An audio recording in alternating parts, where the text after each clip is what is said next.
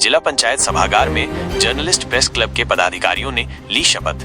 महराजगंज जिला पंचायत सभागार में आयोजित एक भव्य समारोह में जर्नलिस्ट प्रेस क्लब के नवनिर्वाचित पदाधिकारियों ने शपथ ग्रहण की। इस अवसर पर मुख्य विकास अधिकारी अनुराग जैन ने पदाधिकारियों को शपथ दिलाई। कार्यक्रम में विशिष्ट अतिथि के रूप में अपर पुलिस अधीक्षक आतिश कुमार सिंह और अति विशिष्ट अतिथि के रूप में जिला सूचना अधिकारी प्रभाकर मणि त्रिपाठी मौजूद रहे। मुख्य विकास अधिकारी अनुराग जैन ने अपने संबोधन में पत्रकारों को उनके महत्वपूर्ण दायित्वों और कर्तव्यों के प्रति सजग किया।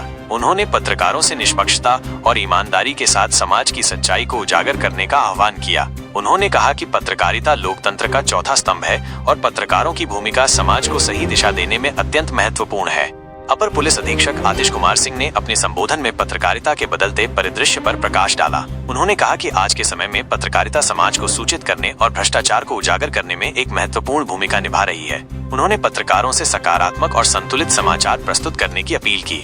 कार्यक्रम के अंत में सभी पदाधिकारियों ने समाज की भलाई और सत्यनिष्ठा के साथ कार्य करने का संकल्प लिया। समारोह में बड़ी संख्या में पत्रकार उपस्थित रहे।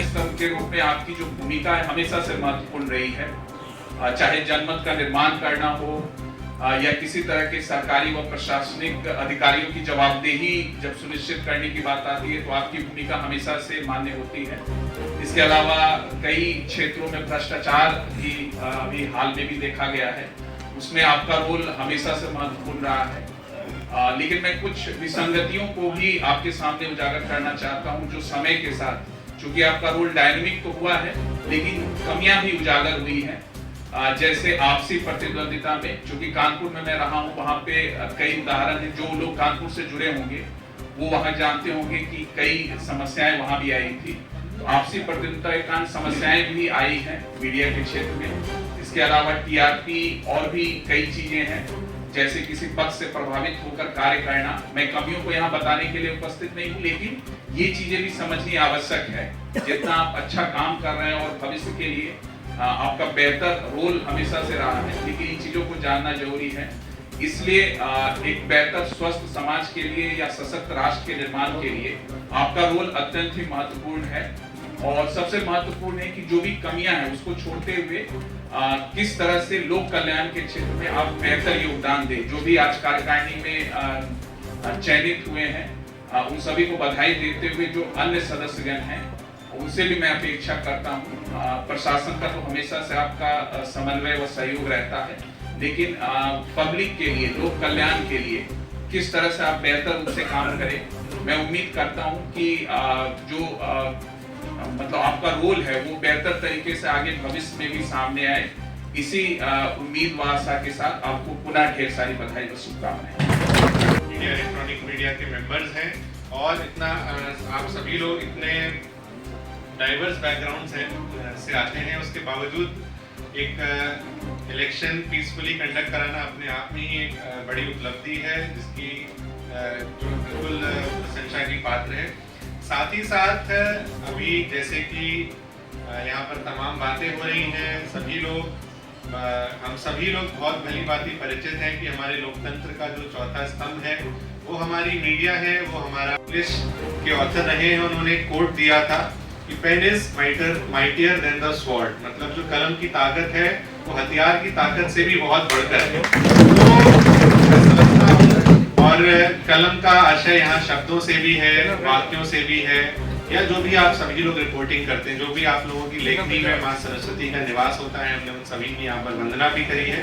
तो आज के इस जगत में बहुत सारी चीजें हैं जो आपकी लेखनी के माध्यम से, आपके विभिन्न समाचार पत्रों और चैनल्स के माध्यम से यहाँ के जनमानस तक उनका जो है प्रचार प्रसार होता है। जनमानस की जो समस्याएं हैं उनका एक क्या नाम से प्रधानमंत्री जी, प्रदेश के माननीय मुख्यमंत्री जी की एक जो परिकल्पना है उस पर हम सभी लोग एक साथ के साथ हम लोग उसमें आगे बढ़ेंगे। और बहुत जल्दी हम सभी जो भी हमारे फाउंडिंग फादर्स ऑफ कॉन्स्टिट्यूशन, जो हमारे संविधान के फाउंडिंग फादर्स हैं, उन्होंने जो एक विकसित राष्ट्र का सपना देखा था, मुझे पूरी उम्मीद है कि हम लोग जब एक कोऑर्डिनेशन के साथ चलेंगे तो उन सभी चीजों को हम लोग बहुत अच्छे से अचीव कर पाएंगे। इसी बातों के साथ मैं अपने और बताने से, इस मंच से हम बतावें और तब लोग संगठन को जाने। लेकिन अभी माननीय सीडीओ साहब ने कहा है कि इतने बड़े संगठन में अगर चुनाव निर्विरोध ढंग से हो जाता है, आम सहमति से हो जाता है, तो यह बहुत बड़ी उपलब्धि है।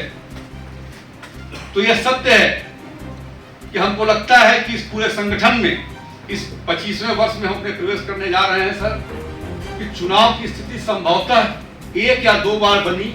हर बार सभी सदस्यों ने, और अब की बात तो हम लोगों का सौभाग्य है कि हम लोगों के चुनाव में माननीय सूचना अधिकारी महोदय स्वतः विराजमान थे और इनको स्वयं से लगा और उन्होंने इस चीज की प्रशंसा किया कि इतने बड़े संगठन में इतनी शांति के साथ, इतने आम सहमति के साथ, जहां सभी बड़े समाचार पत्र से लेकर छोटे समाचार पत्र और जहां जनपद के सभी इलेक्ट्रॉनिक चैनल के अधिकतम लोग हैं, वहां आपस में इस तरीके से चुनाव होना अपने आप पे असंभव है, लेकिन आप लोग यहाँ पे इसको संभव करके दिखा रहे हैं।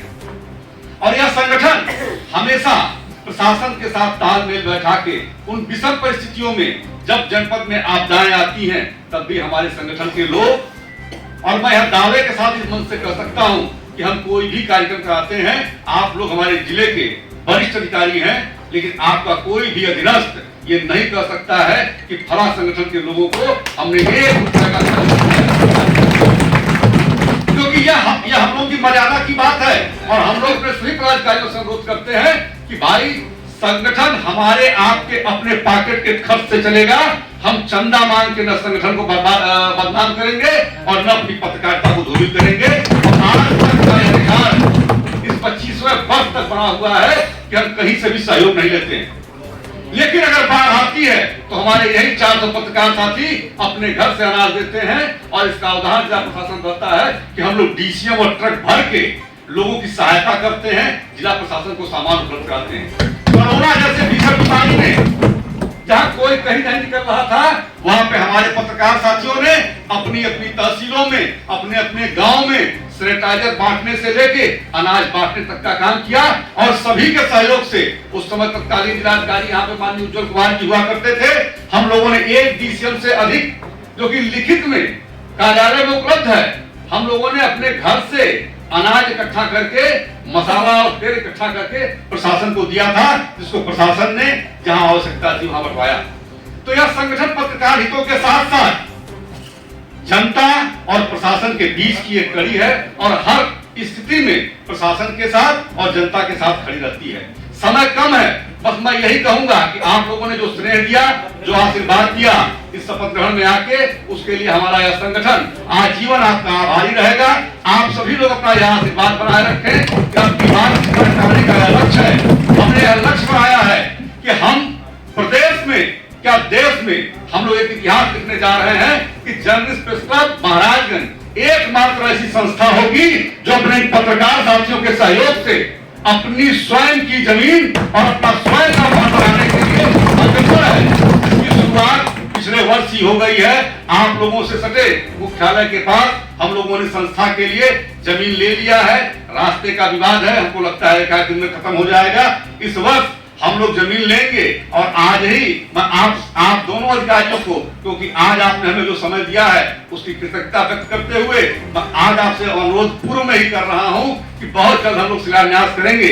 आप लोग अभिभावक के तौर पे हमारे उस कार्यक्रम में आप शरीक होइएगा। आज आप लोगों को लखनऊ जाना था, आप लोगों का परिवार घर पे इंतजार कर रहा है, इसके बाद आपने समय दिया है, तो एक बार ऐसे ही अपने इन भाइयों को, इन साथियों को अपना स्नेह दीजिएगा। इसी के साथ अपनी बात समाप्त करता हूं।